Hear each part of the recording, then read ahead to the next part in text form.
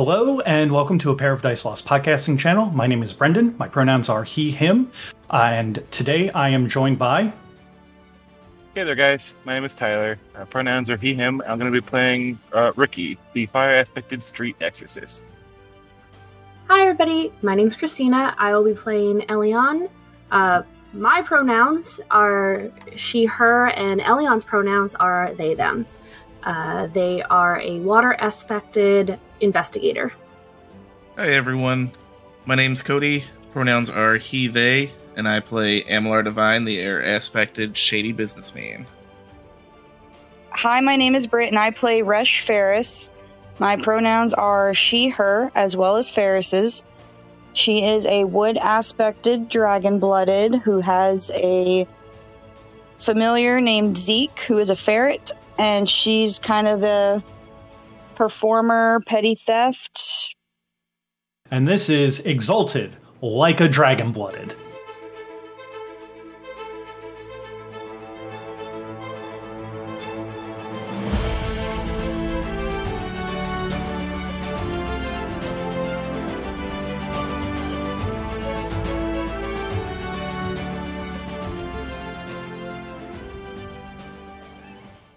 And the secretary's already left. Yes, the secretary has already left with the guild's payment.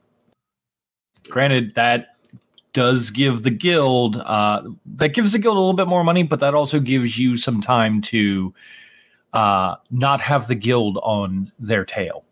Right. I was going to go deliver the payment and be like, this is your last one, but that would probably backfire. If you want to, you are welcome to go catch up with that secretary. Yeah, I want to try catching up with the secretary to kind of learn the ropes of how things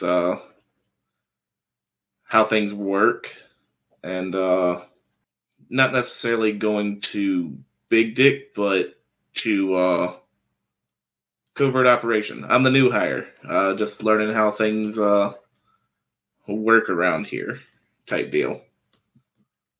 And seeing who the guild contact is, who needs to be manipulated what way and where, type deal. So, you catch up with the secretary.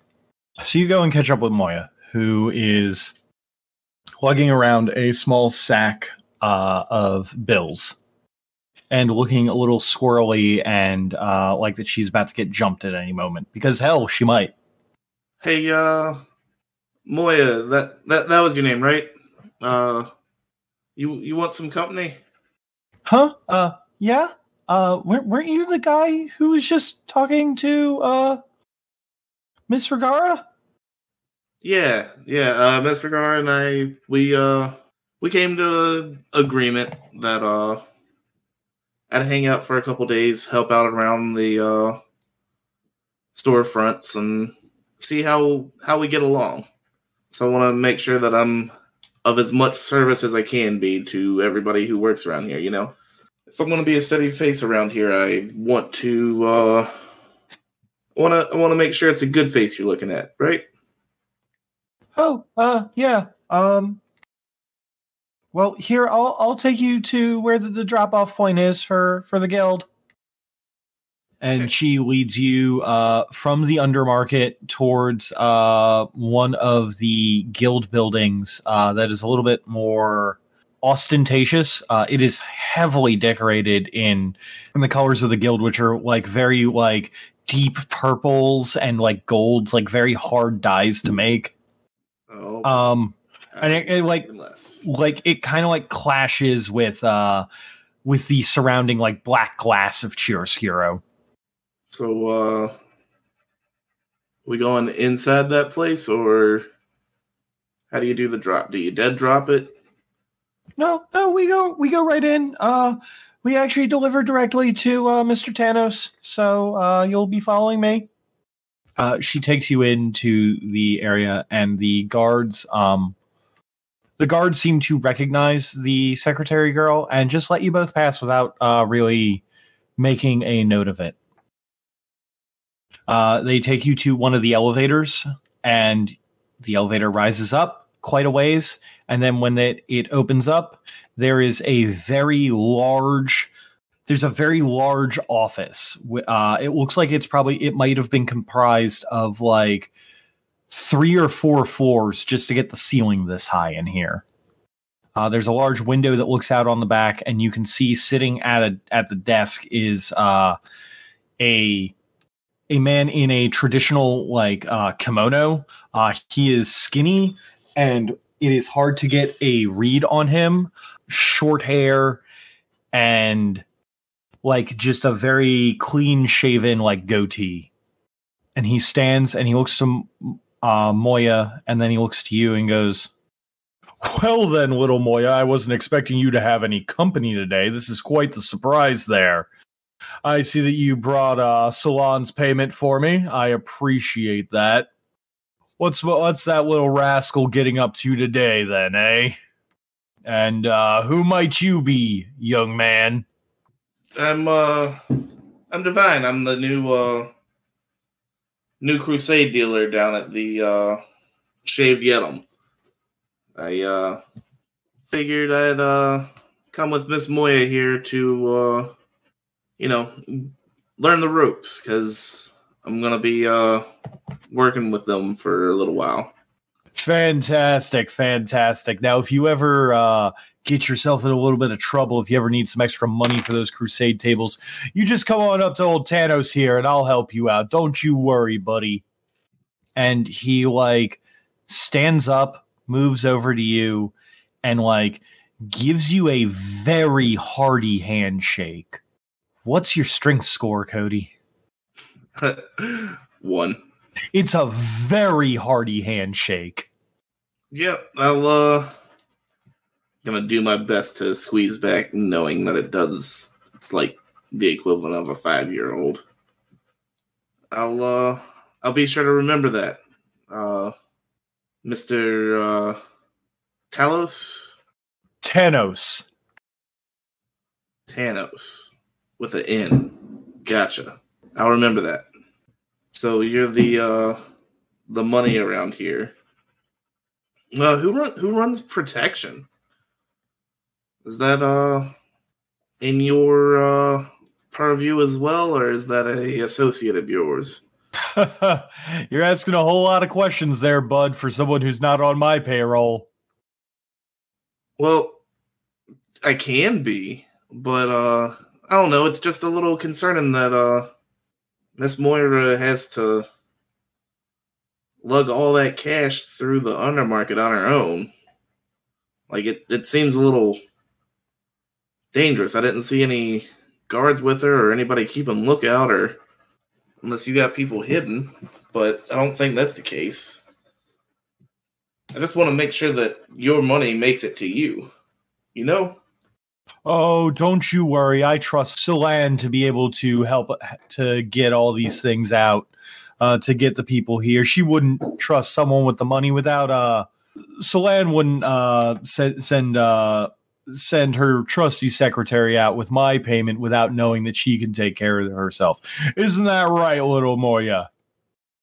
Yeah, I can totally take care of myself.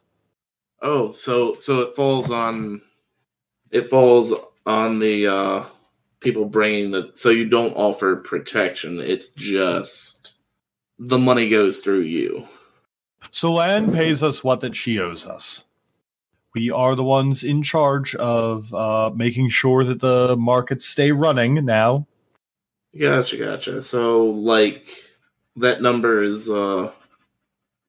I guess I could just ask her. There's no point in bothering you with the finer details of running a business. I'm sure a banker like yourself has more important things to take care of. I mean, you've certainly got me there. I do certainly have more important things to take care of. And he goes clearly a little bit like just fed up with this conversation and like takes the money from Moya. Now you all get skedaddle on out of here. And he pulls 1,000 yen from what that Moya had and just hands it to you guys. There you go for your troubles. So he hands you some money and then shuffles you on the way out. So, can I use loyalty reading meditation on my read intentions to discern what intimacy of his I flagged that made him say screw this conversation? When she reads intentions to discern an intimacy based on emotion, that intimacy penalizes the target's guile as though it were his resolve. So basically, I want to roll a why you mad, bro. Okay. Yeah, sure. That is going to, you triggered on I will let you know, a major intimacy. So that will bring his resolve and guile from both being a 5, his major intimacy down, or his guile down to a 3. And it's a wits and socialize to discern intimacies? Yep. I've just got to hit 3. I'm going to spin 2 for an automatic. I'm sorry, it's a perception socialize. Oh, I definitely don't trust myself to hit 3 with 8. Yeah, I'm going to use 2 motes. Well, we'll do 4 motes to add 2 successes. Okay, and then I'll give you an extra 2 dice since you RP'd through the whole scene of just kind of asking him very leading questions. Of course. Of fucking course. If I wouldn't have only needed 1 success, then I would have rolled a 1 and not 7 out of 10. That's how it goes, buddy. I know this man's intimacy so well. Since you got such a good roll on that, I'll actually count that as towards 2 things of discovering 2 of this guy's intimacies. So, the intimacy that you pinged off of was a major intimacy. This guy despises... The best way I can put it is he has an intimacy of hatred towards people getting his title wrong. Like, he does not like... not getting his title wrong, that's the wrong way to put it. It's being given a job that is below him. So, like, you called him the banker or said that maybe he's in charge of security. He's above that. The other one that I will give you for free, not for free, but I'll give you since you got such a good level of success there, is he has a minor intimacy of, I'm trying to think of the way to phrase this, but it's basically things that he has used and he does not find a use for, he wants to dispose of. So I would say that he has a negative tie towards people who have completed their usefulness to me. 2-year-old with a toy box. Yeah, not wrong. And you can probably imply from that Ragara Salon is in that category. Gotcha.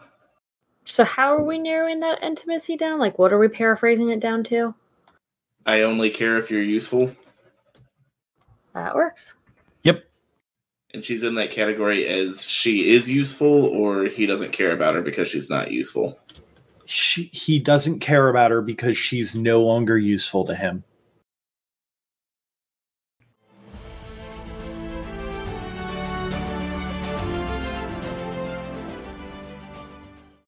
So you need to case the joint for the heist, essentially, that you want to do for this guild warehouse. Yeah, I'm basically going to try to case the place, figure out what's going in, what's going out, getting like any guard schedules, if any, when is it most active, when is it least active, locking systems, security systems, stuff like that.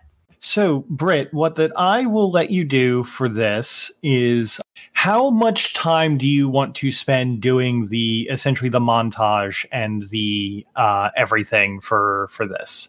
Do you want to spend like a few days? Do you want to just spend a day? Do you want to spend like a whole week on it? Like, it's kind of up to you on how long that this takes.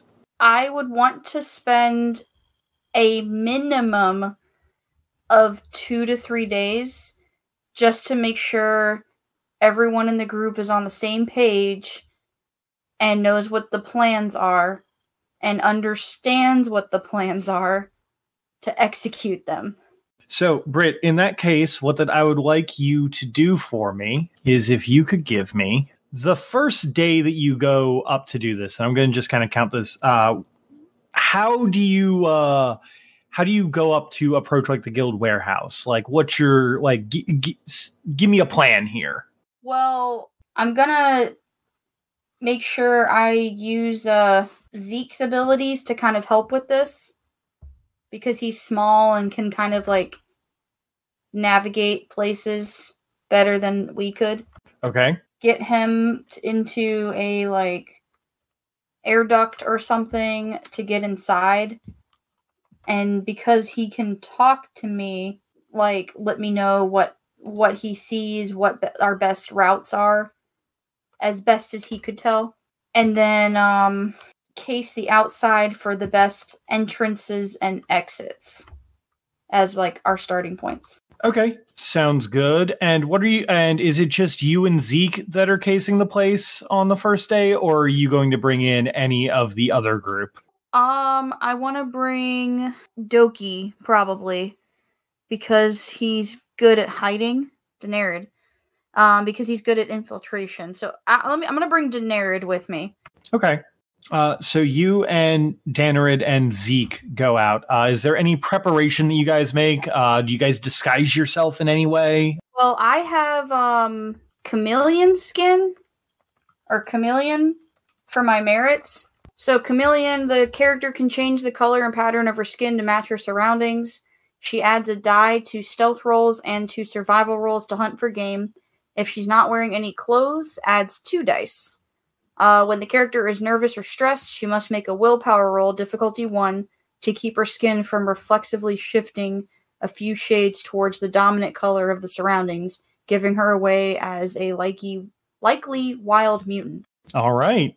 So if you're going to be using that, then you're going to have an extra die on your stealth roll. So you're going to try and blend in then instead of anything else? You're just going to try and pure stealth it? I'm going to definitely try to pure stealth it, at least on my end, with Zeke as well, because I know he can stealth really well, to try to help get in and like figure everything out. I'm not sure if Daenerys can do anything like that, because I think you said he's not dragon-blooded. He is not. And he's not stealthy, but he can do infiltration. Yes, he's very good at picking the lock. He's not good at not being noticed at picking the lock. So... Oh, I'm sorry. No, he is good at stealthy. I'm sorry. I'm reading over and I realized that I did not write anyone here is good at stealth. And I'm like, wait, why would I do that? So yeah, I want to have him check the all the locks on everything. And then maybe if we go like at night when there's probably less people, pick a lock so we can get in and kind of just see where everything is. Not touch anything, but like see where everything is, see if there's any more locks that are going to need to be picked later so we can kind of have an idea and then maybe make our plans for how we would get stuff out with the other guys. Okay. I'm going to make sure we're not touching anything because we want to leave as little trace that we were there as possible. Okay. In that case, can you give me a dex and stealth roll? I'll get for describing how that you're going about everything. I'll give you an extra 2 dice and an automatic success. And also, just if you have anything to add into it, now's the chance to do that. I'm also going to use distracting breeze meditation for 2 motes to give myself another automatic success. As the dragon blood moves through the shadows, the wind itself conspires to conceal her, blowing out torches, flapping curtains, or knocking over objects to create distractions. She may add automatic successes to a stealth roll for 2 motes each. Okay. So how many motes are you going to put into that? I'm going to put in just 2 for now and just give me that 1 extra automatic success. Okay. You gave me 1 automatic success, so that's at least 2 successes on top of whatever I roll. Yep. Hot damn, Britt. I am sneaky. I also forgot to add a die to my stealth roll for chameleon. Go ahead and do that. All right. So you got 11 successes. Yes.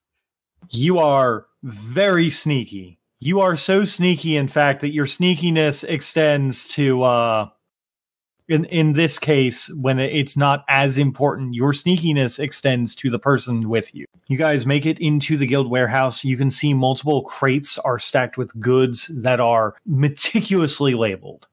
You are going through everything here, and you can find a couple of crates that if you were to steal them you could probably fence for a decent amount of money. Do you have anything in bureaucracy? I have 1 dot in bureaucracy. Cool. Make me a perception and bureaucracy roll. What is this roll for? Basically, you could steal a lot of stuff, but who knows exactly how much that it could go for. Or you could steal all of the valuable stuff. Can I get help from Zeke, who has the money hoarder ability? You know what?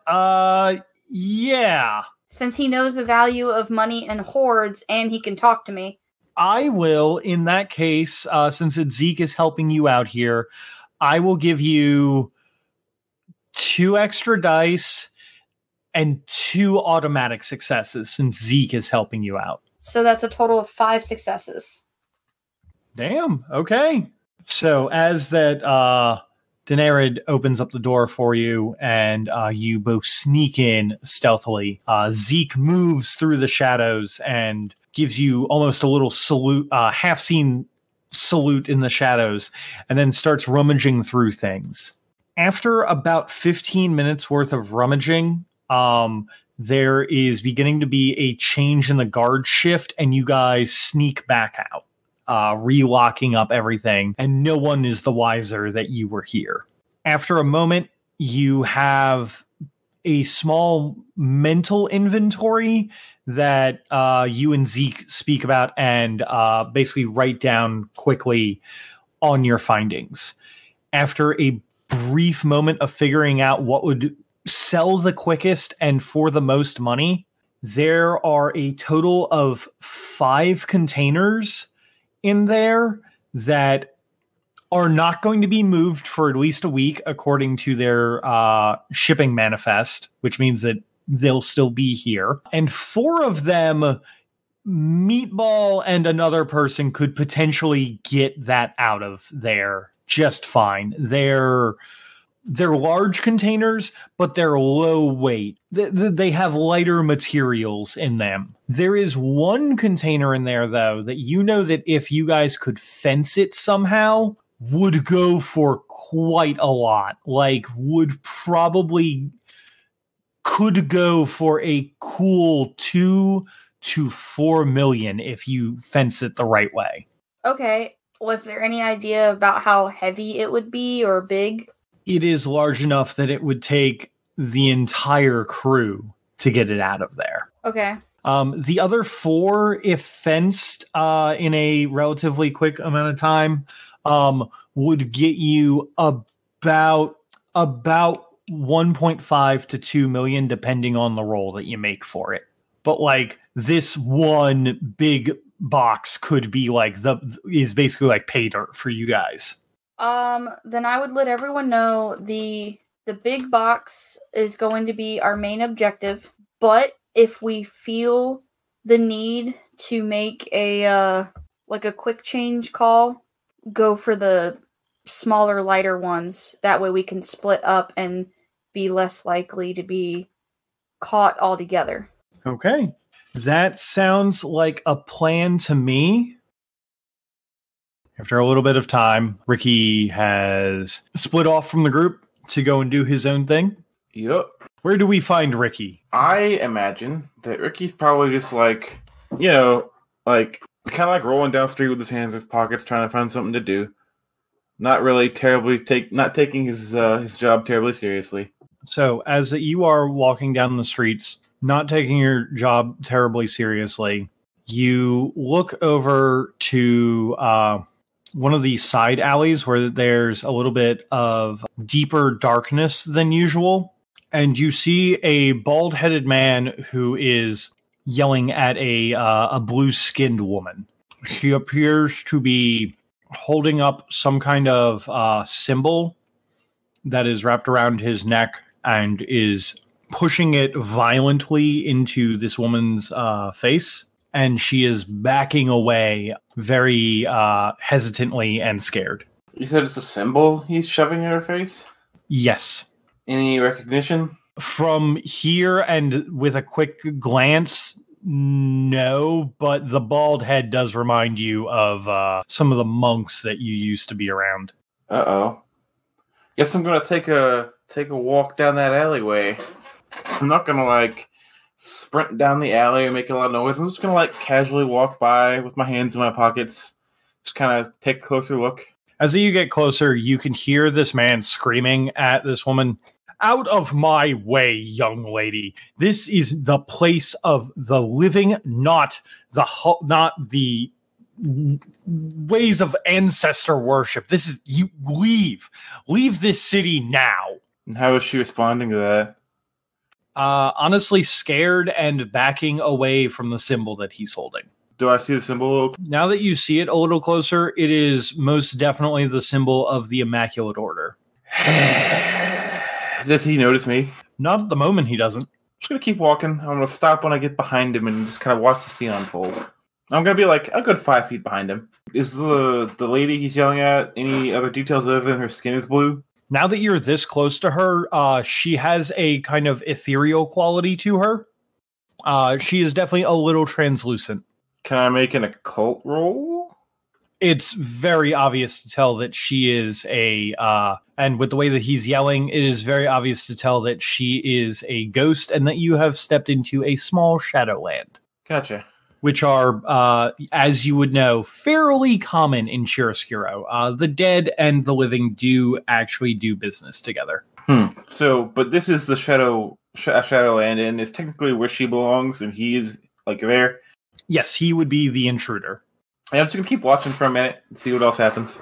As if he is getting close to her, you can hear him begin to recite a prayer, and the talisman in his hands is beginning to glow with an ethereal light. Do I know what the prayer is? Do you happen to speak Old Realm? No.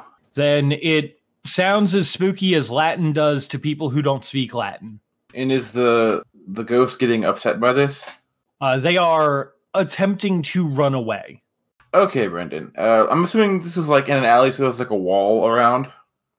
Yes, you would assume correctly.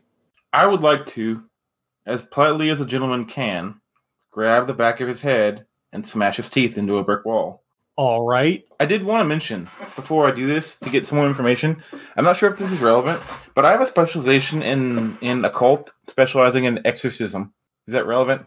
Yes, actually, I would say that is. If you wanted to make wits and occult roll to recognize what he's doing. Sure. And specialization's +2?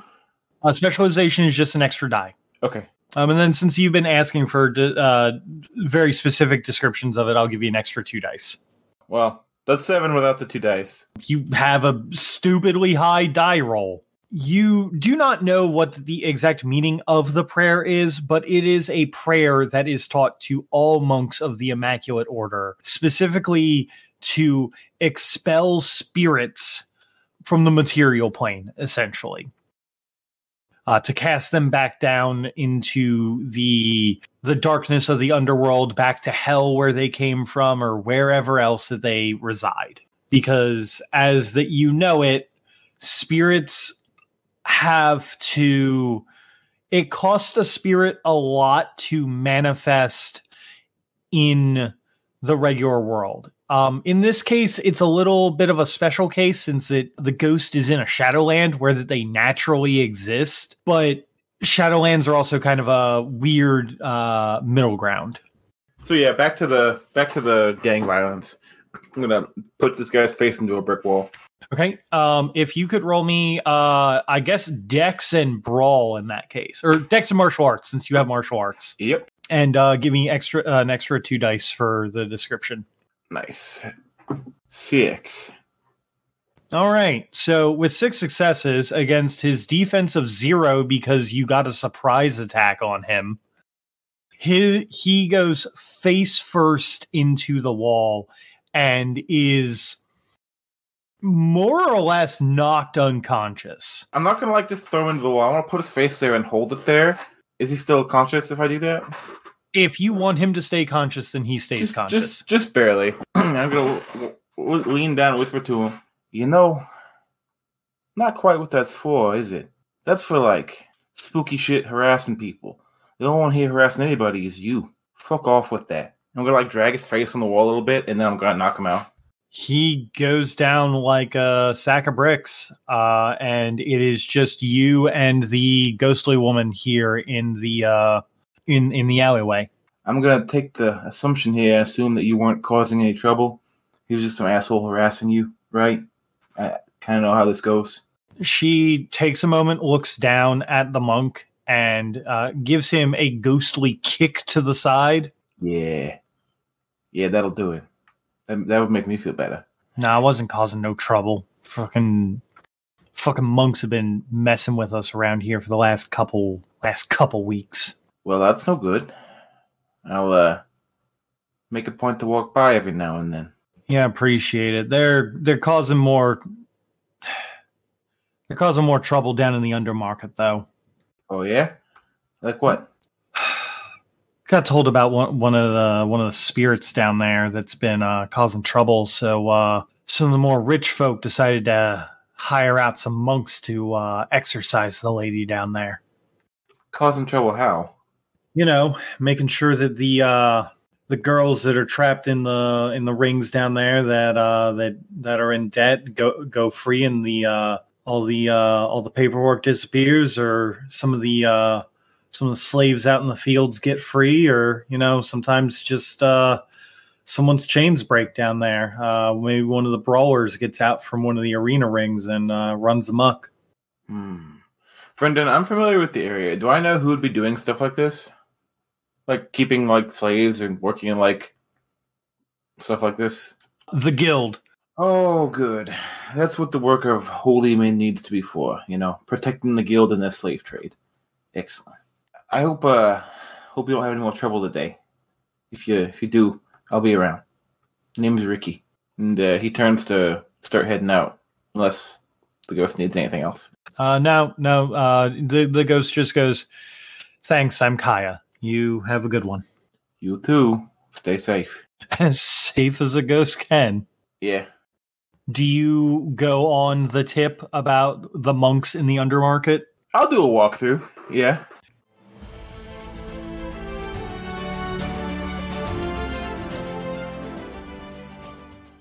So you go down into the undermarket. I'm realizing now that I did not explain the undermarket properly when that I mentioned it in Brit's thing. So I'm going to back up and give you a good description of it. So the undermarket is basically, there's a few tunnel entrances in Chiaroscuro that will lead you down there. Just some stairways that go down, maybe 4 or 5 sets. And then they lead into some tunnels. And you've got a lot of really big, signs and stuff that point the ways the way to go. And eventually you come out from tunnels that are sized for maybe carriages, maybe a small boat could fit down there. You're not sure exactly what might have fit down here once. There's a little bit of lighting.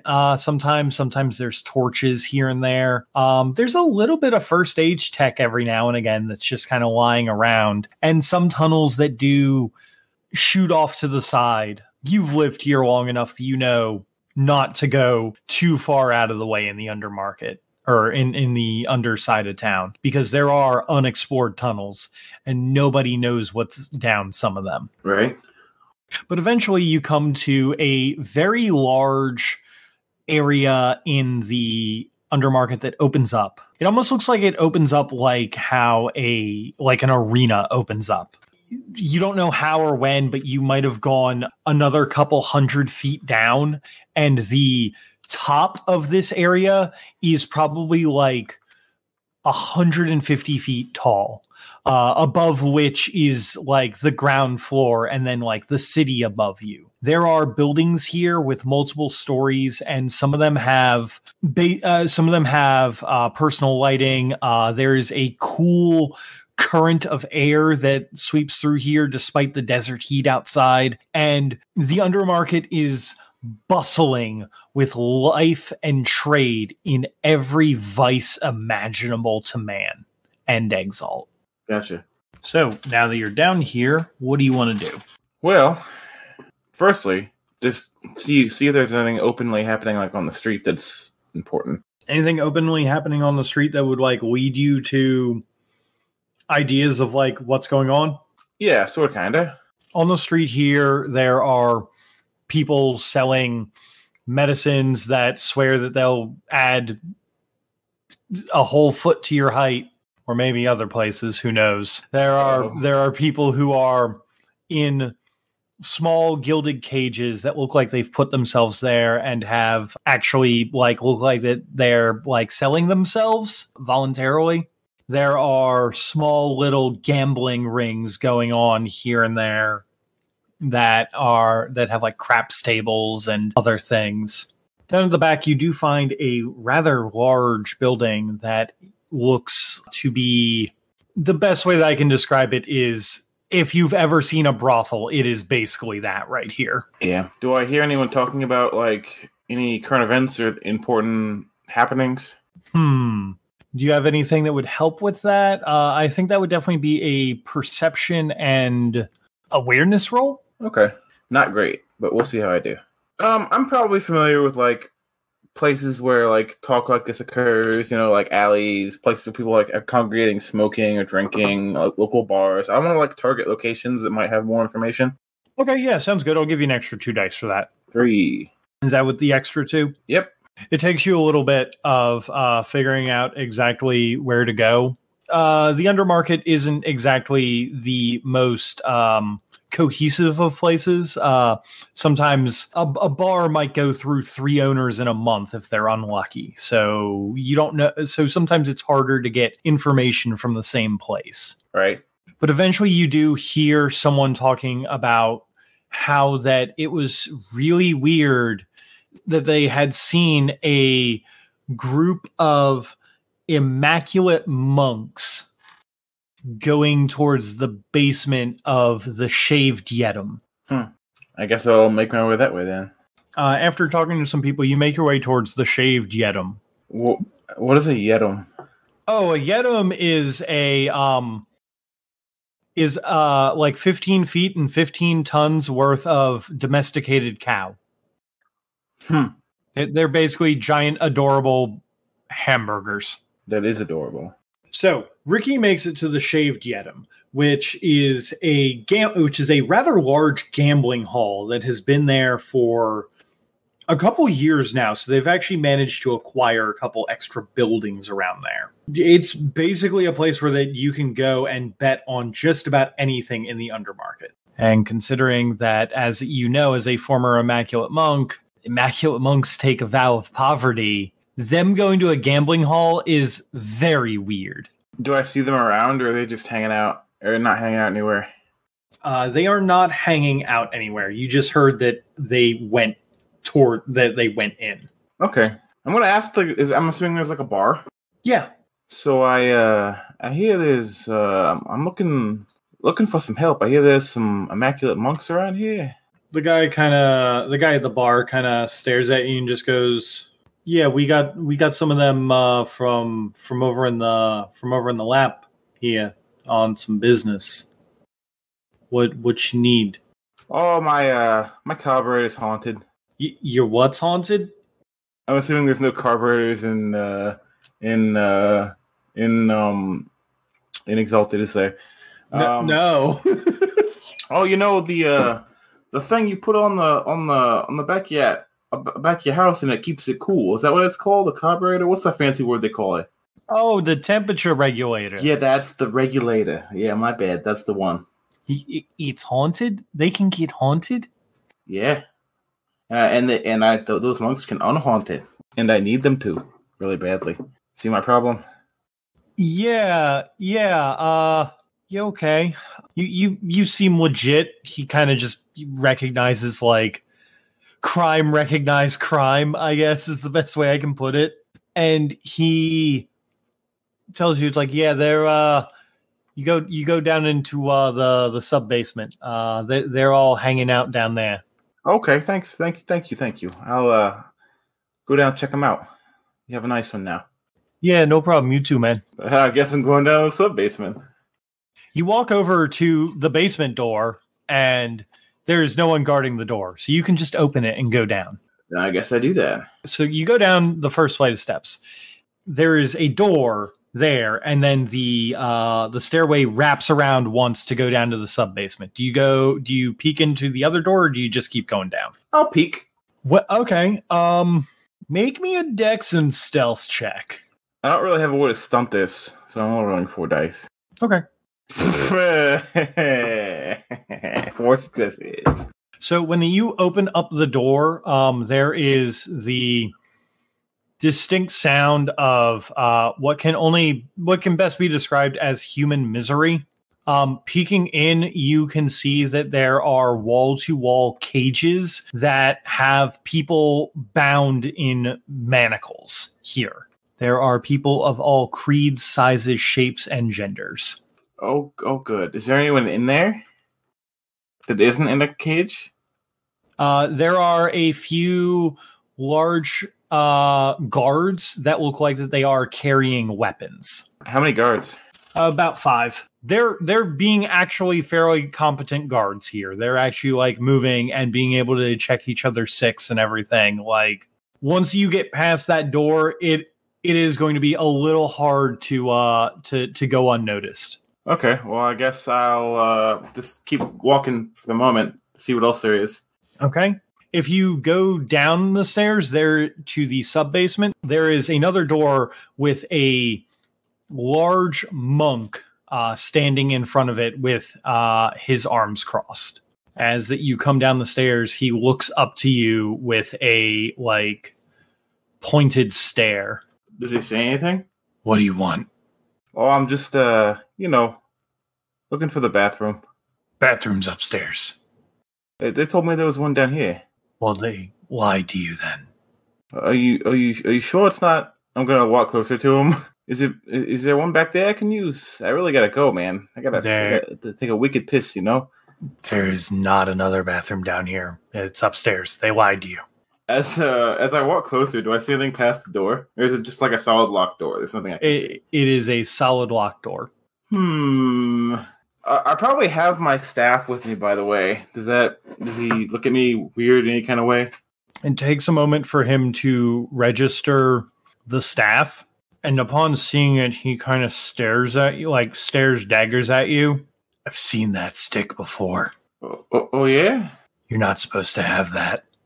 What are you talking about? Of course I am. Might want to hand that over. Well, I don't know if I can do that, man. Well, tell you what. If I can use your bathroom, then I'll tell you what. Who do I hand it to? You can hand it to me. I'll take it back to Fugan. To Hugin? What? Anyway, here you go. I'm gonna hold the stick out to him, but I'm like clearly a couple paces away from the door when I hold my hand out. He reaches a hand out to take it. I'm like 10 feet away from him, though. Okay. He's going to reach a hand out to take it. Is he going to walk up and take it? Yes, he is. All right. As soon as he walks close to me, I'm just going to clock him. Dix, okay, so you're just going to clock him. Are you going to... I want to ask this for clarity. Are you going to hit him hard enough that he's going to go back into the door? No, but I would like to hit him to the side so I knock him out. I want to as he goes to grab it, I want to spin it real stylishly behind my back and then just bop him with a baseball swing to the side of the head, hopefully to knock him out. Okay, Dex in martial arts, since I know that's a form weapon for you. Yeah, I'll give you 2 extra dice and auto success on that. Excellent. 11. Holy shit! This guy may be an immaculate monk, but he's not like a fucking monster like you. Like he doesn't have that many dice. He can't even. You don't do that. He has a defense of 3. Ow. I mean, that's pretty good for a mortal. Yeah. However, he gets bopped what good? The good bop. Yeah, he gets given the good bop and falls like a sack of potatoes. Night, buddy. Is there like somewhere I can stuff him? Like a closet? Not down here, no. It's basically just a hallway. You now have a crumpled Immaculate Monk in front of you. I'm just going to shrug and look through the door he was guarding. Behind the door, you can... Well, the door is closed, though not locked. And behind it, you can faintly hear the sound of chanting similar to that language that you heard earlier today. Do I know of a way to disrupt that? You would not. Okay. Can I tell how many people are in there? If you had to take a guess, you'd say it's more than 5. But they seem like... I'm going to very slowly open the door and peer inside. And like try to angle my red mohawk so that it's not in view. Okay, there are a few things that you see. If you could give me a stealth roll, and you can have you can have an extra 2 dice for describing your not getting your red mohawk in the way, because I want to see if someone sees ya. 3 successes. Not bad, but not great. Okay. All right, this is gonna get fun. So you open the door to see what's going on. You can see about at least 5 acolyte monks, pretty much more like the people that you've been kind of encountering, who are just kind of like bop them once and they're down. These guys are chanting with the symbol of the Immaculate Order raised above their heads. While leading the procession is an elderly gentleman with a pure white, like Fu Manchu, like very elder kung fu master look going on with this guy, with like not cropped, but like pulled back and like top knotted white hair, who is in very, I wouldn't say stylish robes of the Immaculate Order, but they definitely show a higher rank than the rest of the acolytes that are here. And he is chanting in that same language at a form that is currently bound to the ground. There are manacles of jade that are wrapped around this woman's wrist. She's this tall warrior woman who seems to be completely bound in place where that she is, with like short hair and like this defiant look in her eyes, as that she is yelling back in that same language that you do not understand. And as you're taking this all in, you briefly lock eyes with her, and she sees you, and there's this sense of a being that is, for once, actually on the same level as you, almost peering into your soul.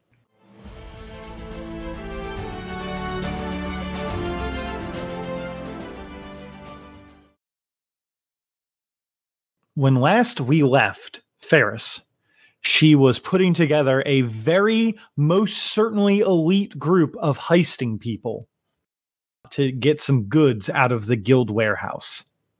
Yes, putting together a group of people to do this thing. I think we just finished staking the place out. Yes, and you have found that there are 5 crates to get that can get you a decent amount of money. There's 4 that you could get that get you guys about 1.5 to 2 million yen after everything's all said and done. And then there's one that's like a big one that could get you guys 2 to 4 mil if fenced right. Yeah, but the big one's going to take an effort for all of us to carry, and the smaller ones, you said Meatball should be able to carry them himself. How do you guys want to go about this? Well, like I mentioned before, I will want to focus on the big one. If we find it might be too much of a struggle, then we would definitely just go for the smaller ones. we cut to the day of the heist. It's a couple days ahead of... It was like, what? It took you guys like 2 to 3 days to stake out? About that, 2 to 3 days. It wasn't a full week. Okay, so we cut to the third day. You guys have waited for the cover of darkness, as that you should for any kind of big goings on. You all have mapped out the guard rotations, and all of those things have been kind of taken care of over the last couple of days with the larceny roll that you made before and the stealth roll with you and Zeke. You guys go up to the guild warehouse. So I guess just like you guys have kind of like gone into the alleyway. Where do you go from here? With my chameleon ability, I want to make sure like I'm blending in with my surroundings. And I wanted to make sure for this heist I didn't wear like my brightly colored flowing normal clothes. I wanted something like darker, like dark grayish black colors that would blend in a little bit better. Right, of course. Easily procured for this. Probably had Zeke roll around in like some soot or something so he can not be the cream colored that sticks out. And then I guess I will get... I think he was the stealthy guy too, not Meatball. Get him to start picking the first lock so we can infiltrate. Or Daenerys, I believe. Yes, Daenerys. He's the one who's good at stealth, but don't get him into a fight because he passes out at the sight of blood. Yes. So, Daenerys sneaks over towards the door and begins to take out his tools to open up the lock on the guild warehouse. What did you want? Since you're kind of leading the heist here, and you're working with Desert Bloom and his crew, what did you want Desert Bloom to do in this situation? He's the one with like the big pipe, right? Yes. Is he able to make like a... Because I think he's a sorcerer too, or like he can do magic-y shit. Is he able to make like a fog cover? Yeah, he'd be able to pull something like that off. Something that will like not... Like something to obscure the building, or at least the doors that we're in, and maybe make it harder for people to find their way through. If they needed to, like other people. Do you want him... Okay, so here's the question then for that. Do you want him to be able to control it so then that you guys would be able to see just fine? Or do you want him to just make a fog roll in and then you guys might also have to deal with the consequences of fog? I would like to be able to see, but I don't want it to look like someone's controlling the fog, if you know what I mean. Right, you want it to look like the fog just came in off the harbor naturally. Yeah, but I want to be able to, like, our team to be able to see through it. Okay. That is a different role than the other sorcery, so I'm going to see if he can accomplish that in 3 days real quick. Because that is actually a role that he would have to make. Wow. Okay, so over the 3 days... Desert Bloom attempts to make a sorceress working where that he encourages the spirits of fog and the local water spirits to come through and help you all in this. He is able to give you all the cover that you need. I will give you the choice of this, Britt, since you're the one who would basically be given the opportunity to ask him how you want to do this. It can either be a long-lasting fog that you guys will still have to deal with, but it'll be thick and it'll be long-lasting, or it's fairly short, like maybe 15 minutes, but you guys can see perfectly through it, but others cannot. Judging off of my group of people, I will take the shorter one. Okay. Desert Bloom is up above on one of the tops of the buildings, smoking from his 3-foot-long pipe and moving the sorceress motes throughout the air to make sure that the fog stays in the area as long as possible and giving you all the ability to see through the fog. Everyone else is at fairly substantial negative die penalties, unless, of course, they have charms that can like see through this stuff. But your group and Desert Bloom see through it as if it was the clearest day. Perfect. So Daenerys goes through the fog. It takes him maybe a minute. He's very good at infiltration, as he had mentioned. And the door clicks open, and you can hear just the little squeak of metal hinges as he opens it. And you and the other three go through to get into the guild building. You have about, from running and the door opening and everything, you guys have about 13 minutes to do what you need to do. So I'm going to call an audible, and I'm just going to have them grab these, aim for the smaller crates, and to, if we can get them out and separate ourselves so we're not just running in a big group, and then meet up at our meeting place that I'm assuming we would set up before this, obviously, since we had a couple days to do all this work. Because I don't want to take the time to try to get this giant-ass crate out. Okay, so one of those crates, the big guy, Meatball, as you called him, Meatball can take one of the crates by himself.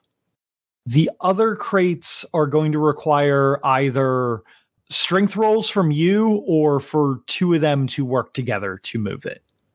Or for you and someone else to move a crate. So basically, like, you guys can get, I want to say 3 crates out in one go. And you said the big crate would require all of us, correct? Like all 5 of us? The big crate would require at least 4 people to move. So if you could give me, so as you're going about doing all this, if you could give me I'm going to say a stamina and athletics roll, I think seems appropriate for a long amount of time, like really pushing yourself to get this done. So, okay, then I will do Effortly Rising Flame. It's an athletics charm. Okay, how many extra successes do you want from this? I'm going to spend 4 motes from... So I'm going to spend 4 motes from my personal to get 2 automatic successes. And last question, what is your athletics? 2. Okay, so in that case, since it's an excellency, you can actually only spend 2 motes. Because you're only allowed to spend 2 motes. Yeah, because for excellencies, you're only allowed to spend up to your ability score. That would give you an extra success. You roll additional non-charm die for every 10 that appears on the roll. Okay. All right, so stamina and athletics, I get 1 automatic success, and anytime I roll a 10, I can roll again another die. Yep. Go ahead and roll another die. Total of 6 successes? Yep. I was hoping that other die was going to turn into a 10 and then you could roll that again. Dude, that would have been great. I've totally seen it happen at Exalted games. Like it gets wacky sometimes. So with 6 successes, you are able to go in and get, the 5 of you are able to go in, and with that extra time, you are able to run back in with the one girl who is helping you, Pelipstora. She comes in and helps you get that last crate out that isn't the big one. You guys have managed to do this extraordinarily fast. Just experience and doing this kind of stuff. You have about 5 minutes left on that spell. Do you want to go for it? Man, why you gotta tell me that? Because I kind of do. Let's try to go back. You said I only needed 4 of them to carry it. I can leave one person out? Yes, you can leave one person out. So I'm going to leave Doki by the door because he can talk to people and then hide from others in a pinch if need be. And then because Meatball's stronger, I definitely want to take him with me to try to get the other crate. And then Daenerys and Pelipstora. The 5 of you go back and you leave Doki by the door. He gives you a respectful bow, and he looks like that he is working on getting a costume of some kind out and put back on him. And you can see that he puts a little guild clasp on his right up on his chest. He doesn't look like the best guild guard, but at a glance it might pass once the fog lifts. You guys are now inside of the guild warehouse building with that one large container that is heavy enough that you will need 4 people to lift. Okay. So then I will kind of do a quiet, 1, 2, and 3, so that way we can all pick it up and start moving as quickly as we can. I know Pelipstora and Daenerys are both quick because they're good at running away from things and quick on their feet. And Demeek, which is Meatball, he's just big, so he can help with that extra weight. Right. If you could give me 2 rolls. The first one that I want is a strength plus athletics roll.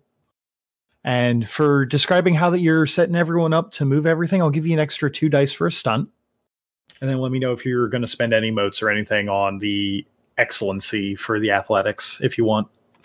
I will spend 2 more motes. How many motes can I spend in the scene? As many as you want. Okay, good, because I want to make sure I have enough for my other thing. So then I'll spend 2 more motes to get another automatic success with the athletics roll. And you said it's strength and athletics? Strength and athletics this time. Because right now it's just lifting it up. Plus those extra 2 dice from the stunt. Oh, thank God for those extra 2 dice. So 4 successes. Okay, I'm going to roll for your other 2 helpers and then Meatball. Do they get the extra dice too, since I'm helping them set everything up? For stunting, no, they do not. Basically, you only really get stunt dice if you're Exalted or you're a big named NPC. It was worth a try. And then there's Meatball. Yeah, go Meatball. Okay, so with a cumulative 13 successes, the 4 of you managed to lift this massive metal crate up from where that it was. Fairus, you're struggling a little bit with this. Lifting things of this size is not exactly in your wheelhouse as a pickpocket. This is why I brought Meatball. I have a strength of 2. However, there are other things that might be a little bit more suited to you. Could you please roll me a perception and awareness as you hear something weird on the inside of the crate? I don't like it. Does Zeke hear it too? I really need to actually bookmark the familiar sheets that I made for you too. If it helps, his awareness is 5. I keep his sheet pulled up whenever we're playing. Zeke hears nothing. And his perception is a 5. Oh. He's got a 5 and a 5. Zeke has some concerns, but does not hear exactly what you're about to hear. Oh, no. You hear on the inside of it a light scratching, and then a very tiny voice, or a set of tiny voices maybe, that echo within the metal. Hello? Who's out there?